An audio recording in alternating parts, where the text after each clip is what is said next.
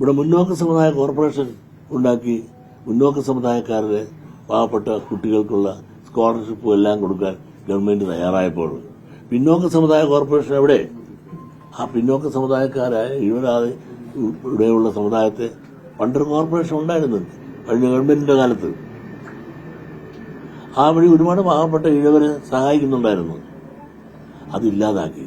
ഇതെല്ലാം കണ്ടും കൊണ്ടും നിൽക്കുന്ന ഇഴവരും പിന്നോക്കക്കാരും അല്ലേ കേരളത്തിലുള്ളത്. ഇന്നും അവരും പ്രബുദ്ധരല്ലേ. വിദ്യാഭ്യാസ മേഖലയിൽ നിങ്ങൾ നോക്ക്. വിദ്യാഭ്യാസ മേഖലയിൽ കോഴ്സുകൾ കൊടുക്കുന്നതായാലും കോളേജ് കൊടുക്കുന്നതായാലും എല്ലാം ആർക്കാണ് കിട്ടിക്കൊണ്ടിരിക്കുന്നത്? പിന്നോക്ക വിഭാഗത്തിനൂടെ കിട്ടുന്നു. അവരെ പരമ്പരാഗതമായി അവഗണിക്കുന്നുവെങ്കിൽ ഇടതുപക്ഷം വന്നപ്പോൾ അവർക്ക് കൂടി ഒരു പ്രത്യേക പാക്കേജ് കൊടുത്ത് അവർക്ക് കൂടി വിദ്യാഭ്യാസ മേഖലയിൽ അവസരങ്ങൾ കൊടുക്കണ്ടേ? ഇപ്പൊ മലപ്പുറം ജില്ലയിൽ ഒറ്റ കോളേജ് ഞങ്ങൾക്കുണ്ടോ? അതുപോലെ പറഞ്ഞു വയനാട് ഞങ്ങൾക്കുണ്ടോ? കാസർഗോഡുണ്ടോ?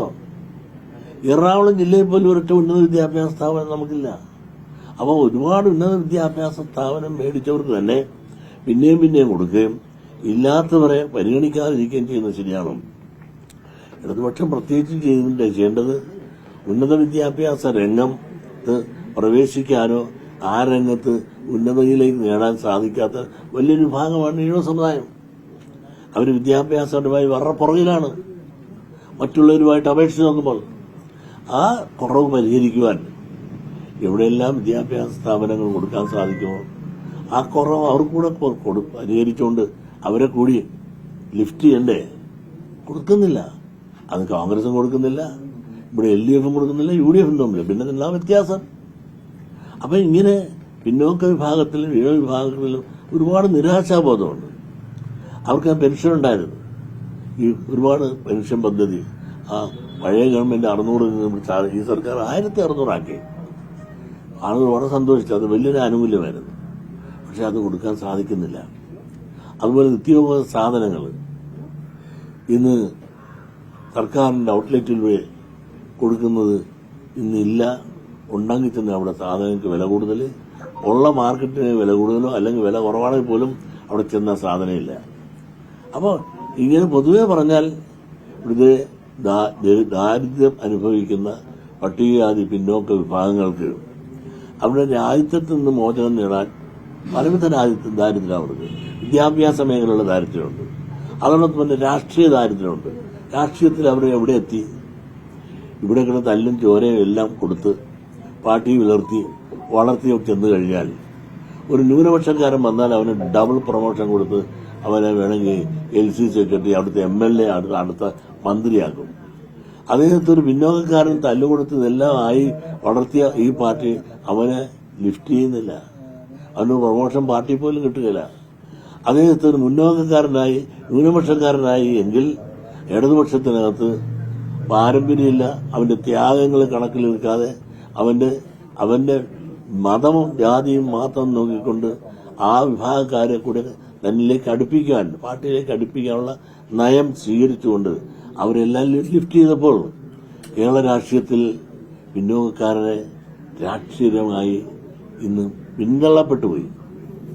അതുകൊണ്ട് തന്നെയല്ല നിങ്ങൾ നോക്കുക, ഇന്ന് തന്നെ ആലപ്പുഴ ജില്ലയിൽ തന്നെ 70 അത്ര പേരുണ്ട് സ്ഥാനാർത്ഥിയായിട്ട്. പണ്ട് അരൂരിൽ നിന്ന് ആരായിരുന്നു? ചേർത്തല നിന്ന് ആരായിരുന്നു? മാറാരിക്കുളത്ത് നിന്ന് ആരായിരുന്നു? ഇന്ന് അതെല്ലാം പോയി. ഇന്ന് ആകെ ഒരാളെ നിൽക്കുന്ന ഈഴവൻ.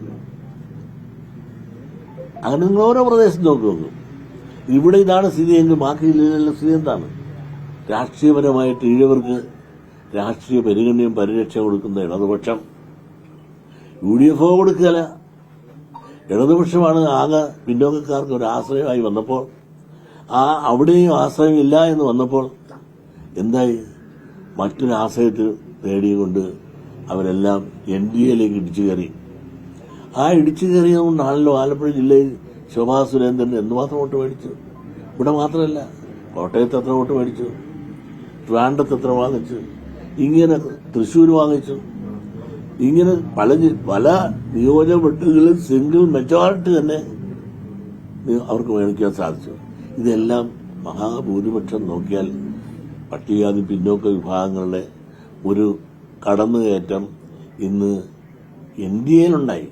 ഈ NDA ഉണ്ടാകാൻ കാരണം NDA പ്രതീക്ഷ ആഗ്രഹത്തിനുപരി ഇവിടെയുള്ള അംഗങ്ങൾ തന്നെ UDF രക്ഷയില്ല. അവരെന്നും ഈ അടിസ്ഥാന വർഗത്തിന് സഹായകരമായൊരു നിലപാട് സ്വീകരിച്ചൊരു പാരമ്പര്യമില്ല.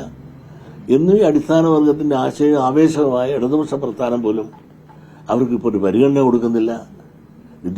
നിങ്ങളൊന്ന് ആലോചിച്ച് നോക്ക്, ഈ രാജ്യത്തെ പാർട്ടി സെക്രട്ടേറിയറ്റ് പോലും നോക്കിയാൽ എത്ര പേരുണ്ട്, പാർട്ടിയിൽ MLA നോക്കിയാൽ എത്ര പേരുണ്ട്, പാർട്ടിയിൽ താഴെത്തട്ടി നോക്കിയാൽ ജില്ലാ സെക്രട്ടറിമാർ നോക്കിയാൽ കൂടുതലോട് കണ്ടേക്കാം.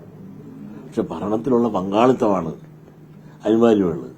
ഇതെല്ലാം വരുമ്പോൾ പാർട്ടി പ്രവർത്തിച്ചവർക്ക് പോലും, പ്രവർത്തിച്ച നിസ്വാർത്ഥ സേവനം നടത്തുന്നവർക്ക് പോലും വേണ്ടത്ര പരിഗണനയോ പരിരക്ഷയോ അവർക്ക് പ്രമോഷനോ കിട്ടുന്നില്ല. ഇതെല്ലാം കൊണ്ടൊരു നിരാശാബോധം പാർട്ടിയിൽ പ്രവർത്തിക്കുന്നവർക്കെല്ലാം വന്നപ്പോൾ ഇതിനെല്ലാത്തിനും പ്രതിവിധിയായി കണ്ടെത്തുന്നത് UDF ഇല്ല, LDF രക്ഷയില്ലാവുന്നപ്പോൾ രക്ഷകരായി ഇന്ന് NDA വന്നപ്പോൾ അതിലേക്ക് ഇന്ന് സാധാരണക്കാർ ഇടിച്ചു കയറിയെങ്കിൽ അത് സാധാരണക്കാരെ കൊണ്ട് കുഴപ്പമില്ല. അവരെ സംരക്ഷിക്കേണ്ടവർ സംരക്ഷിക്കാൻ തയ്യാറാകാതെ വന്നു. രാഷ്ട്രീയ നീതി ലഭിച്ചില്ല, സാമുദായിക നീതി ലഭിച്ചില്ല, വിദ്യാഭ്യാസ നീതി ലഭിച്ചില്ല. ഇതിന് സാമ്പത്തിക നീതി, ഇവിടുത്തെ സമ്പത്ത് പങ്കിടുമ്പോൾ ഇവിടുത്തെ പിന്നോക്കക്കാരനും പട്ടികജാതിക്കാരനും എന്ത് കിട്ടുന്നുണ്ട്? വിദ്യാഭ്യാസ സ്ഥാപനങ്ങളും കോഴ്സുകളും അനുവദിച്ചു കൊടുക്കുമ്പോൾ അത് ശമ്പളം കൊടുക്കുന്ന സർക്കാരാണ്. കോടിക്കണക്കിന് രൂപയല്ലേ രണ്ട് സമുദായങ്ങളിൽ ഇതെല്ലാം കൂടി ചെന്ന് വീഴുന്നത്. SNDP യോഗത്തിന് SNDRSനുള്ള വിദ്യാഭ്യാസ സ്ഥാപനങ്ങളുടെ മൊത്തം കോട്ടയം ജില്ലയുടെ ഒറ്റ സമുദായത്തിലുണ്ട്. പിന്നെ ആ സമുദായം വളരുകയല്ലേ സാമ്പത്തികമായിട്ട്. ഇവിടുത്തെ ഈ രാജ്യത്ത് സമ്പത്ത് മുഴുവൻ ആരുടെയിലാണ്, വ്യവസായം മുഴുവൻ ആരുടെ, ബാങ്ക് കൺട്രോളിങ് ആരുടെ കയ്യിലാണ്. അങ്ങനെ നോക്കിയ സമ്പദ് മേഖല മുഴുവനും ന്യൂനപക്ഷങ്ങളിലേക്ക് ചെന്ന് അടിഞ്ഞുവെങ്കിൽ അവർക്ക് അതിനുള്ള എല്ലാ സൗകര്യവും സാഹചര്യങ്ങളും എല്ലാം ഇന്ന് കേരളത്തിൽ അവർ വന്നാലും ഇവർ വന്നാലും ആര് വന്നാലും അവർക്ക് ലഭിക്കുന്നു. അവരതുകൊണ്ട് വനപോലെ വളർന്നു, തഴച്ചു വളരുന്നു. ഇങ്ങനെ ഒരു സഹായവും സഹകരണവും പിന്നോക്കം നിൽക്കുന്നവരെ കൂടി മുന്നോക്കം കൊണ്ടുവരാനുള്ള പദ്ധതികളും പരിപാടികളും സർക്കാർ ആവിഷ്കരിക്കണ്ടേ? അതിനല്ലേ പിന്നോക്ക വികസന കോർപ്പറേഷൻ ഉണ്ടാക്കി മുന്നോക്കക്കാർക്ക് കൊടുത്തതുപോലെ തന്നെ പിന്നോക്കക്കാർക്ക് കൊടുക്കണ്ടേ? അപ്പൊ സാമൂഹ്യ നീതി എന്നുള്ളത് ഈ രാജ്യത്ത് വേണം. എല്ലാ സമുദായത്തിനും തുല്യ നീതി, വിദ്യാഭ്യാസ നീതി, രാഷ്ട്രീയ നീതി, സാമ്പത്തിക നീതി. ആ നീതി ഇവിടെ ഇല്ല. ആ നീതിബോധം പലപ്പോഴും സംഘടിത വോട്ട് ബാങ്കായി നിൽക്കുന്ന വിഭാഗങ്ങൾ കുറച്ചെങ്കിലും ആദർശത്തോടു കൂടി നിന്ന ഇടതുപക്ഷമാണ്. ആ ഇടതുപക്ഷം പോലും ആദർശം വിഴേണ്ടി വന്നു.